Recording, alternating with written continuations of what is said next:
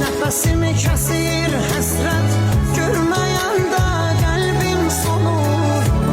Görəndə gözlərim onu, ruhum bədəni tərk edir. Qovuşmaq çox imkansızdır, aramızda dağlar dayanır. Rəbbim yetirsə də ölüm, son dəfə gözlərim görür. Hardan çıxdın sən qarşıma, belə olmuşam başıma. Yadlar məni dəfn edərkən, gəl hələ baxdan tutuma. Qurban olum, vermə zülüm, gəl bir kərə üzün görüm. Şikəst olub həyat sənsiz, tükənmişəm geri dön gəl. Hardan çıxdın sən qarşıma,